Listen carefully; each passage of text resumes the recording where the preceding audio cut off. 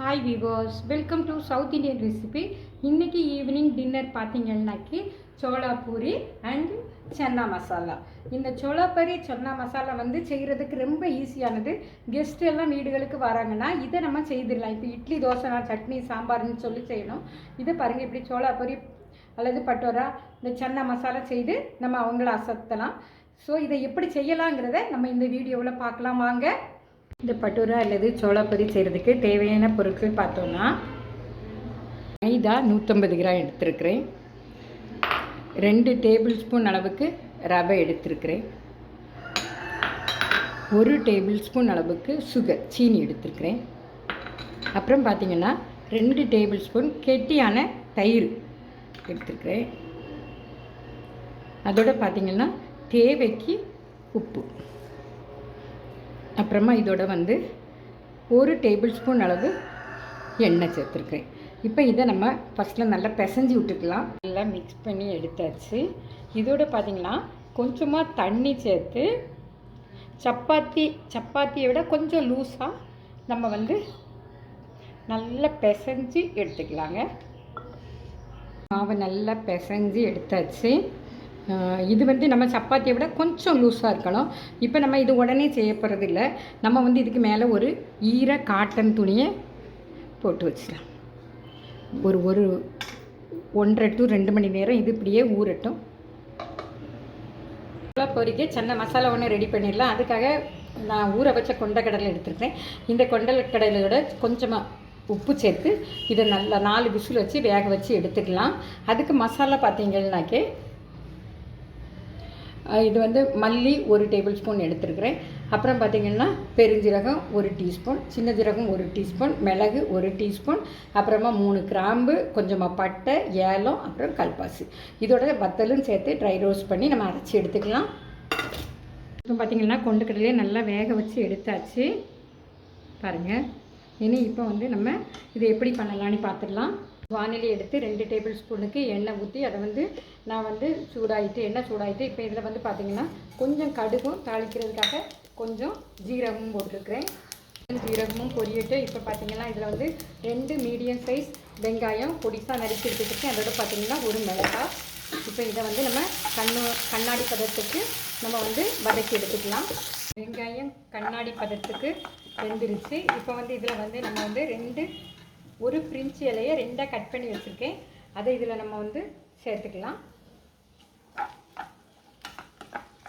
இப்போ இதோட பார்த்திங்கன்னா 1 டீஸ்பூன் அளவு இஞ்சி பூண்டு விழுது இதையும் சேர்த்துக்கலாம். இப்போ இதுக்கு பச்சை ஸ்மெல் போக முடியாது. இதை நம்ம நல்லா வதக்கி எடுத்துக்கலாம். இஞ்சி பூண்டு விழுதில் பச்சை ஸ்மெல் மாறிடுச்சு. இப்போ வந்து நம்ம வந்து 2 மீடியம் சைஸ் தக்காளி நல்லா கிரைண்ட் பண்ணி எடுத்து வச்சுருக்கேன். இதை இதில் சேர்த்துக்கலாம். இந்த தக்காளியோட பச்சை ஸ்மெல் போக முடியாது. நம்ம இதை வதக்கி எடுத்துக்கலாம். தக்காளி வெந்து நல்லா வந்து எண்ணெய் பிரிந்து வருது. இந்த இதில் நம்ம வந்து ஒரு 1/2 ஸ்பூன் அளவு மஞ்சள் பொடி சேர்த்துக்கலாம். இதோட ஆக்சுவலாகவே நம்ம வந்து கிரைண்ட் பண்ணி வச்சுருக்க மசாலா இதை நம்ம ரோஸ்ட் பண்ணி கிரைண்ட் பண்ணிக்கிறதுனால இதில் வந்து அந்தளவு பச்சை ஸ்மெல் இருக்காது. வதக்கிக்கிடலாம். இதோட வந்து வேக வச்சு எடுத்து வச்சுருக்க கொண்டக்கடலை இதில் சேர்த்துக்கலாம். பாருங்கள், கொண்டக்கடலையே நான் வந்து லைட்டாக மசிச்சு எடுத்து வச்சுருக்கிறேன். மசாலாவோட மிக்ஸ் ஆகட்டும். அதில் பார்த்திங்கன்னா இதுக்கு தேவையான அளவு தண்ணி நம்ம சேர்த்துக்கலாம்.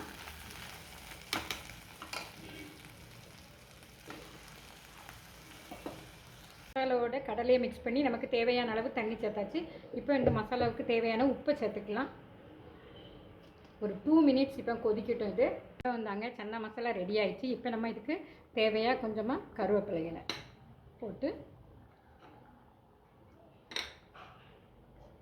ஸ்டவ் ஆஃப் பண்ணிடலாம். இனி நமக்கு பூரி போட்டுடலாம். நம்ம சேர்த்து வச்ச மாவு நல்லா ஊறிடுச்சு. இனி நம்ம வந்து சின்ன சின்ன உருண்டையாக பிடிச்சி போட்டுக்கலாம். சின்ன சின்னதாக உருட்டி எடுத்தாச்சு. இதை பார்த்திங்கன்னா நான் எண்ணெயை தொட்டு உருட்டிருக்கேன். இனி இதை வந்து சப்பாத்திக்கு தேய்க்கிறது போல் சப்பாத்தி கட்டையில் வச்சு தேய்ச்சிடலாம். மெலிசாக தேய்க்கக்கூடாது, கொஞ்சம் திக்காக தேய்க்கணும்.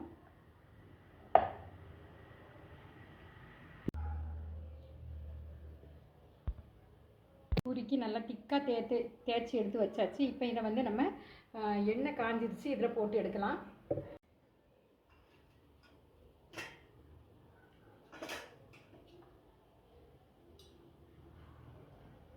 வெந்தோடனே அப்படியே மேலே வரும்.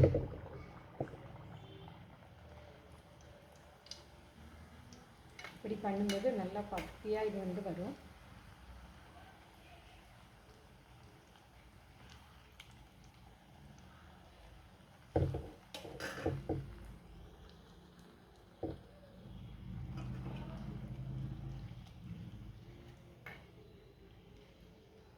பாருங்கள் எப்படி பத்தியாக வருது அப்படின்னு சொல்லி வேகட்டும். நம்ம மீடியம் ஃப்ளேமில் வைக்கும்போது இது வந்து எண்ணெய் குடிக்காது.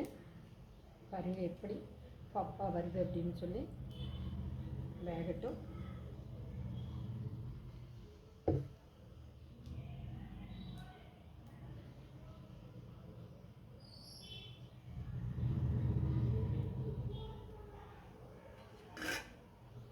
சேர்க்கும்போது நமக்கு வந்து பூரி நல்ல அருமையாக வரும். இப்போ நம்ம வந்து வெந்துடுச்சு, எடுத்து மாற்றிக்கலாம். பாருங்கள் இப்படி நம்ம எல்லா பூரியும் போட்டு எடுத்துடலாம். அருமையான சோளா பூரியும் அப்புறம் வந்து சன்னா மசாலாவும் ரெடி ஆயிடுச்சு. இதே போல் நீங்களும் உங்கள் வீடுகளில் செய்து பாருங்கள். லைக் பண்ணுங்கள், ஷேர் பண்ணுங்கள், மறக்காமல் சப்ஸ்கிரைப் பண்ணுங்கள். தேங்க்யூ ஃபார் வாட்சிங் மை வீடியோஸ்.